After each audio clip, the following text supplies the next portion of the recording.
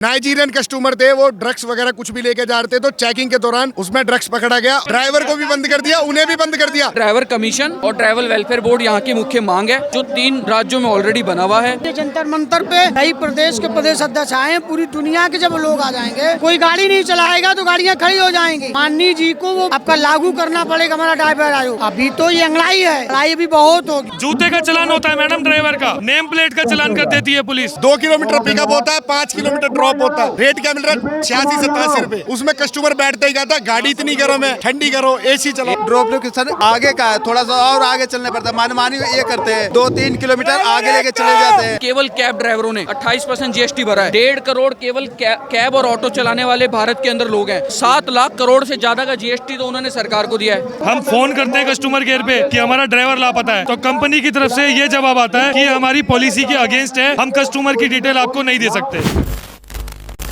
अमन मेहंदी रत्ता। मांगे क्या क्या है आपकी? हमारी मांगे हैं, पहले तो जो ड्राइवर के एंड पे केवाईसी की जाती है ड्राइवर का, ड्राइवर के सारी डॉक्यूमेंट लेती है कंपनियां, लेकिन कस्टमर की कोई केवाईसी नहीं होती। ऐरा गहरा कोई भी कैब बुक कर लेता है और ड्राइवर की जान चली जाती है, गाड़ी गायब हो जाती है, जिसमें ड्राइवर को अगर हम फोन करते हैं कस्टमर केयर पे कि हमारा ड्राइवर लापता है, तो कंपनी की तरफ से ये जवाब आता है कि हमारी पॉलिसी के अगेंस्ट है, हम कस्टमर की डिटेल आपको नहीं दे सकते। यहाँ तक कि थाने से भी फोन जाता है तो भी वो लोग मना कर देते हैं।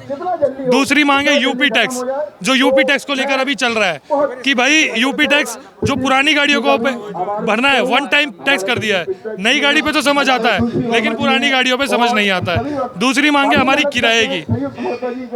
8 रुपए 9 रुपए किलोमीटर में एसी गाड़ियां चल रही है। क्यों भाई, चल रही है कि नहीं?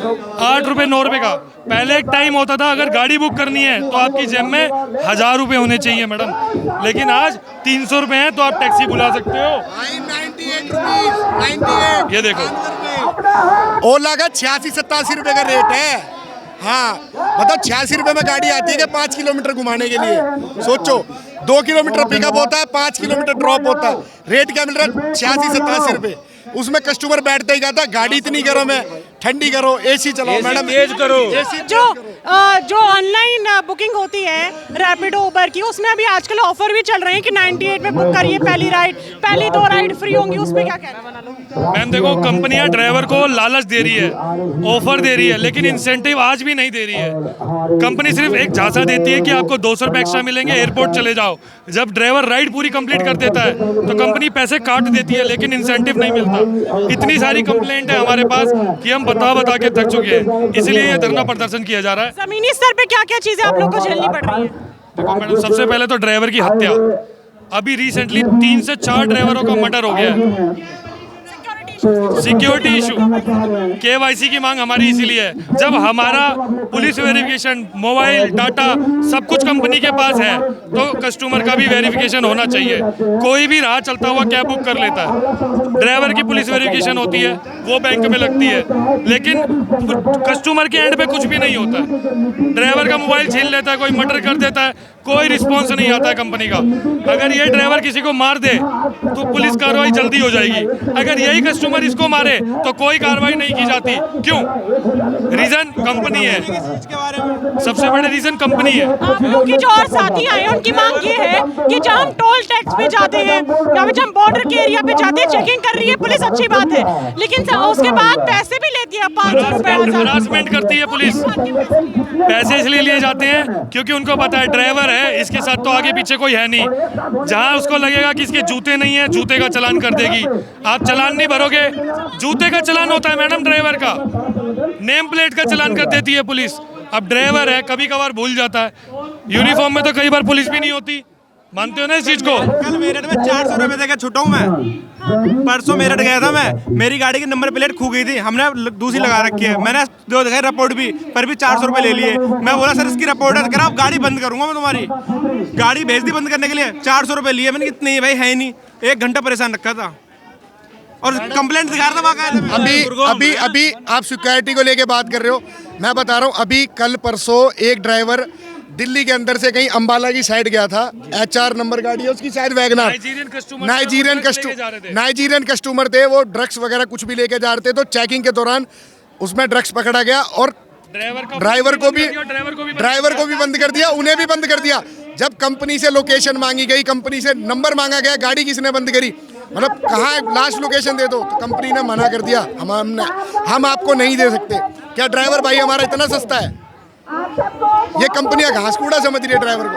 आप बताओ, गाड़ी गई है, 2-4 दिन से उस बंदे के घर वाले परेशान है, लोकेशन ही नहीं है, कहाँ जाके ढूंढोगे इतने बड़े संसार में? अगर हम कंपनी को कॉल करते हैं, वो लोकेशन देगी तो हमें पता लगेगा ना यहाँ तक गाड़ी लास्ट आई है।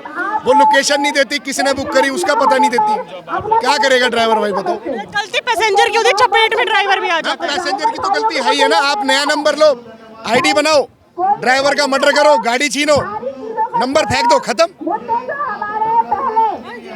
यहाँ पर सभी गाड़ी चलाते हैं, मैं एक अकेला गाड़ी नहीं चलाता, ये भाई गाड़ी चलाते हैं, इनसे बात करो, ये भाई गाड़ी चलाते हैं, इनसे पूछो क्या दिक्कत है, इनसे पूछो क्या दिक्कत है। मैम अगर मान लो कि रात में हम लोग कहीं भी बुकिंग लेके जाते हैं तो हमारे पीछे क्या होता है कि मान लो कोई भी बुकिंग आती है, अब आउट ऑफ दिल्ली की रहेगी, चाहे नोएडा की रहेगी, हमने तो नोएडा में चले गए। नोएडा में जाने के बाद वहाँ पे वो पता नहीं 2 बंदे के साथ है, 3 बंदे के साथ है, हम ड्रॉप लोकेशन उसने बता दिया कि हमारा ड्रॉप लोकेशन आगे का है, थोड़ा सा और आगे चलने पड़ता है, मनमानी ये करते हैं। अब 2-3 किलोमीटर आगे लेके चले जाते हैं, तो हमें पैसा जो कंपनी देती है वही शुरू होती है, उससे 2-3 किलोमीटर ज़्यादा गाड़ी चलती है तो पैसा नहीं फेर बढ़ती है। पहले हुआ करता था कि बढ़ जाता था, अब जितना पेमेंट दिखाते हैं ना, चाहे आप 5 किलोमीटर या 10 किलोमीटर गाड़ी घुमा के भी ले जाओगे, आपको फेयर नहीं बढ़ेंगे, नहीं बढ़ते मैम। ये आप किसी भी ड्राइवर से पूछ लीजिए, 5 किलोमीटर या 10 किलोमीटर चले जाएंगे, एक्स्ट्रा गाड़ी चलेगी, लेकिन फेयर नहीं बढ़ती है। 5-10 किलोमीटर आगे चले जाते हैं, 5-10 किलोमीटर आगे चले जाए गाड़ी तो फेयर नहीं बढ़ता, नहीं मिलता है। चाहे वो रैपिडो हो या उबर हो या ओला हो, 5 किलोमीटर 10 किलोमीटर कहीं भी जाएंगे आपको 1 रुपया एक्स्ट्रा नहीं मिलेगा। एक मिनट भाई, एक मिनट। मैम अगर राइड कस्टमर ने बुक करी है, टाइम दिखा रहा है 45 मिनट ड्रॉप का, अगर 45 मिनट की जगह गाड़ी 2 घंटे में ड्रॉप कर रही है ना, मतलब कहीं फंस गई जाम में, तो जो कस्टमर को पैसे दिखाए ना 280 रुपये, वो 280 रुपये ही लगेंगे। चाहे गाड़ी 2 घंटे एक जगह खड़े रहे, उसमें AC चलता रहेगा, पर कस्टमर का 1 रुपया नहीं बढ़ेगा। मैडम कितनी गलत बात है, आप सोचो। सरकार से क्या मांगा था?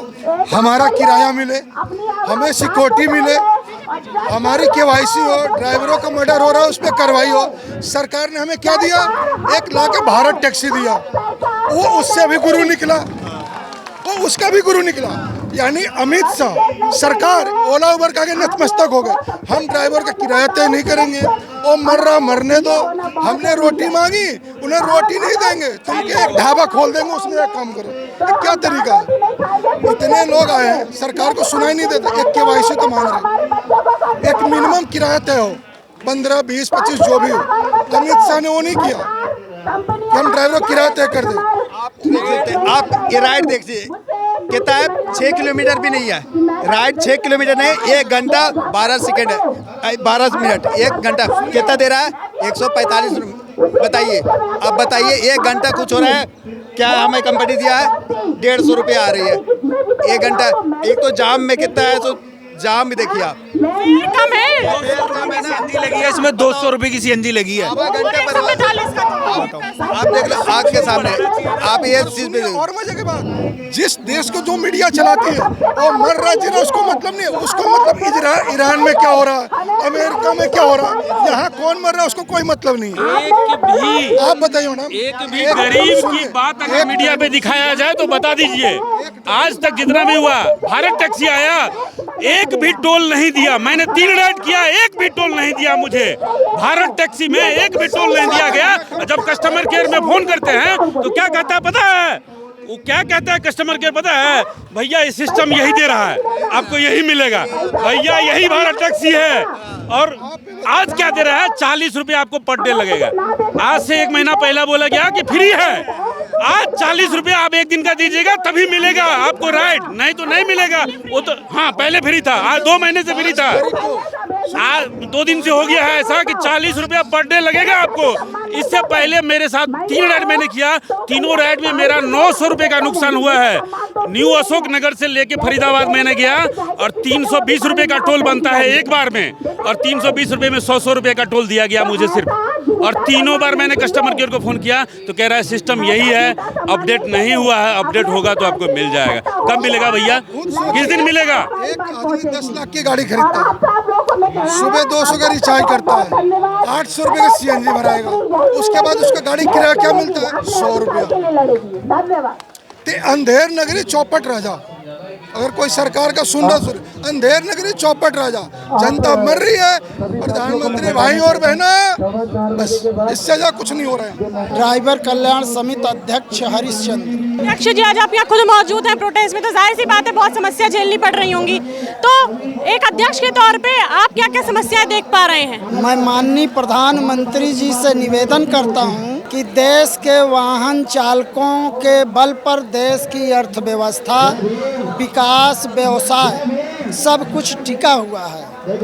वाहन चालकों को सुरक्षा कानून, वेलफेयर बोर्ड और वाहन चालक आयोग का गठन हो। हर राज्य में वाहन चालक कल्याण मंत्री बनाए जाएं और वाहन चालकों को लाभकारी योजना मिले। धन्यवाद। और अभी जमीनी स्तर पे क्या क्या समस्याएं झेलनी पड़ रही है ट्रक ड्राइवर, टैक्सी, कैब वालों को, ऑटो वालों को? कैब के भी कुछ कानून अनट सनट सरकार ने बना दिया है, जो कि उससे मोटर मालिक भी परेशान है और ड्राइवर भी परेशान है।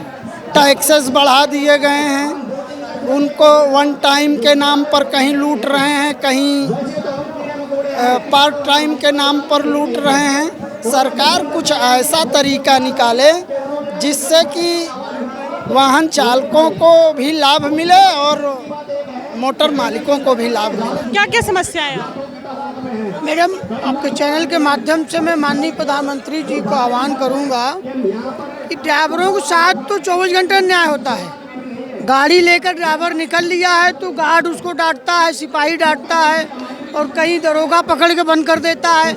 और ड्राइवर के बगैर नमक से लेकर के दुनिया की जितनी भी खाद्य पदार्थ हैं कोई कहीं लेके नहीं जा सकता, कोई सर पे नहीं लेके जाएगा, ड्राइवर ही ले जाता है। बट सरकार को भी समझ में नहीं आ रहा, चूँकि अभी ये जंतर मंतर पे कई प्रदेश के प्रदेश अध्यक्ष आए हैं। पूरी दुनिया के जब लोग आ जाएंगे तो कोई गाड़ी नहीं चलाएगा तो गाड़ियाँ खड़ी हो जाएंगी। माननीय जी को वो आपका लागू करना पड़ेगा, हमारा ड्राइवर आयोग। अभी तो ये अंगड़ाई है, लड़ाई भी बहुत होगी।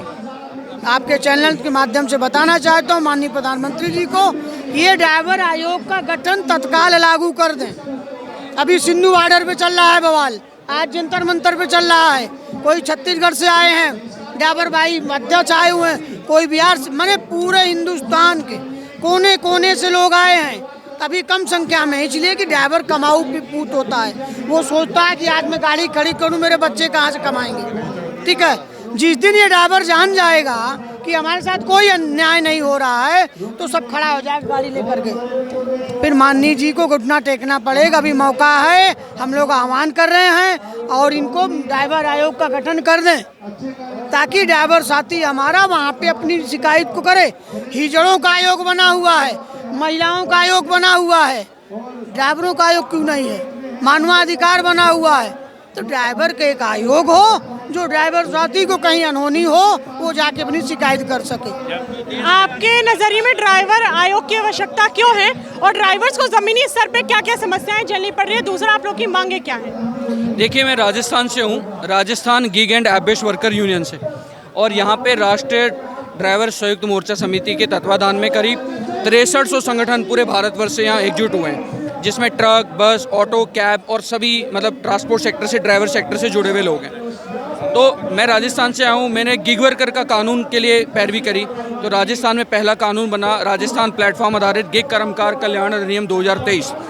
उसके बाद में कर्नाटक, तेलंगाना, झारखंड, बिहार और फिर केंद्र सरकार ने भी सोशल सिक्योरिटी कोड के अंदर इस पर काम किया। ये अर्थव्यवस्था 37 लाख करोड़ रुपए की हो चुकी है। इसमें कैब ड्राइवर, डिलीवरी करने वाले, लोडिंग गाड़ी चलाने वाले, बस, ट्रक, डॉक्टर, इंजीनियर सब आ चुके हैं। तो एक तो है ऑनलाइन व्यवस्था, प्लेटफॉर्म की व्यवस्था जो गिग इकोनॉमी, प्लेटफॉर्म इकोनॉमी है। एक है ऑफलाइन व्यवस्था जिसमें ट्रक चलाने वाले, क्रेन चलाने वाले और ये सब है। तो यहाँ आज ऑनलाइन और ऑफलाइन दोनों का एक क्लब हो गया।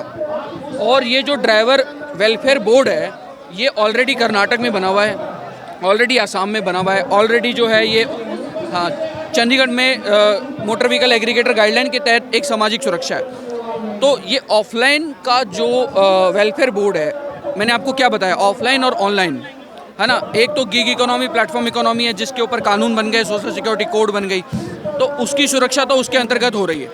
लेकिन जो ऑफलाइन चल रहे हैं उनकी सुरक्षा इस बोर्ड के तहत हो सकती है, क्योंकि ये लोग सारे तो ऑनलाइन नहीं चल रहे हैं। ट्रक चला रहे हैं, कई क्रेन चलाने वाले हैं, बस चलाने वाले हैं, स्कूल में चलाने वाले हैं, प्राइवेट चलाने वाले हैं। तो यहाँ जो आप बहुत सारे साथियों से सुने होंगे कि 24 करोड़ चालक, 24 करोड़ चालक का मतलब जिसके पास लाइसेंस है, आपके पास, आप ड्राइविंग कर रहे हो, आपके पास भी लाइसेंस है, तो ड्राइवर जो कमीशन है आप भी उससे बेनिफिटेड हो सकते हो।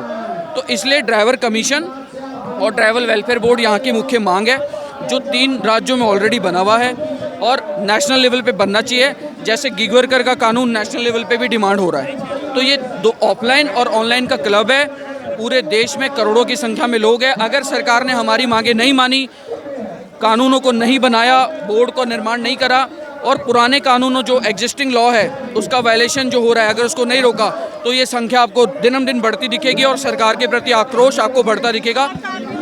हड़ताल, धरना, प्रदर्शन, भूख हड़ताल सब कंटिन्यू में चलेगा, क्योंकि ये देश गुलाम होता जा रहा है पूरा का पूरा। अगर सही कानून नियमों का सही संतुलन डिलीवरी नहीं हुआ तो हमारा देश जो है गुलामी की दिशा में पुनः चला जाएगा। लगता है केंद्र सरकार किसी भी स्तर में काम कर रही है जनता के लिए? केंद्र सरकार, देखिए, कहीं ना कहीं ऐसा लग रहा है कि ये जो विदेशी फंडिंग आ रही है, उस विदेशी अगर मैं प्लेटफॉर्म इकोनॉमी की बात करूं, क्योंकि मैं गिग वर्कर, मेरा यूनियन है, मैंने प्लेटफॉर्म इकोनॉमी में कानून बनाया, तो जितनी भी सरकारें हैं ये विदेशी जो फंडिंग आ रही है उसके चक्कर में देश को गुलाम बनाने की दिशा के लिए ईज़ ऑफ डूइंग बिजनेस के नाम पे सपोर्ट कर रही है। जबकि देश, ये सरकार कह रही है आत्मनिर्भरता की बात कर रही है। आत्मनिर्भर कहाँ हो रहा है? ड्राइवर, यहाँ पर ड्राइवर की खुद की गाड़ियाँ हैं, सब कुछ है, लेकिन कंपनियों ने उन्हें गुलाम बना रखा है। दूसरी बात, इन्होंने टैक्स इतना भरा है, आपको पता है, केवल कैब ड्राइवरों ने 28% GST भरा है। 1.5 करोड़ केवल कैब और ऑटो चलाने वाले भारत के अंदर लोग हैं। 7 लाख करोड़ से ज़्यादा का GST तो उन्होंने सरकार को दिया है। हाँ जी, 7 लाख करोड़ से ज़्यादा का GST तो ड्राइवर ने गाड़ी की खरीद पर दिया है। इसके अलावा पेट्रोल और डीजल के ऊपर 55% डेली टैक्स ये ड्राइवर समाज भर रहा है। ये टोल पे टैक्स, RTO टैक्स, इसके अलावा जो है अपने इंश्योरेंस पे टैक्स, हर जगह ये टैक्स दे रहा है। बहुत बड़ी अर्थव्यवस्था टैक्स लेने में ड्राइवर समाज, transport economy, gig economy, platform economy they रही है। देखा जाए तो सरकार इनसे टैक्स ले रही है, इसके बदले में इनको दे कुछ नहीं रही है। जैसे किसानों के ऊपर 6 लाख करोड़ खर्च रही है, या निर्माण श्रमिकों पे 1 लाख करोड़ रुपए खर्च रही है। तो अब कई अचीवमेंट हमारे हुए हैं, अगर इसको पुरजोर तरीके से सरकार ने लागू नहीं किया तो हम इससे भी बड़े आंदोलन करेंगे, पूरे देश में लोगों को संगठित करेंगे, चाहे वो gig and platform worker economy हो, चाहे ऑफलाइन ड्राइवर ट्रांसपोर्ट इकोनॉमी हो। लगातार जो है प्रधानमंत्री से, केंद्र सरकार से जनता को बहुत ज़्यादा रोष है और इनका कहना है कि हर जगह प्रधानमंत्री जो है बयान देते हैं कि भारत हमारी तीसरी अर्थव्यवस्था बनने वाला है, लेकिन यहाँ जो गरीबी बार बार पनप रही है, जो ट्रक ड्राइवर्स को, जो ऑटो ड्राइवर्स को, जो ट्रेन वालों को, ट्रक वालों को समस्या झेलनी पड़ रही है, उसके ऊपर सरकार की नज़र नहीं है। और सरकार हमेशा बयान देती है कि तीसरी अर्थव्यवस्था बनने वाला है। जब जो गरीब लोग हैं उनका ही विकास नहीं होगा तो भारत तीसरी अवस्था का खाक बनेगा। इसके ऊपर आपकी क्या राय है, मुझे कमेंट बॉक्स में जरूर बताइए। फिर मिलूंगी आपसे, तब तक के लिए बने रहिए वो न्यूज़ के साथ। मैं यशस्वी शर्मा, धन्यवाद।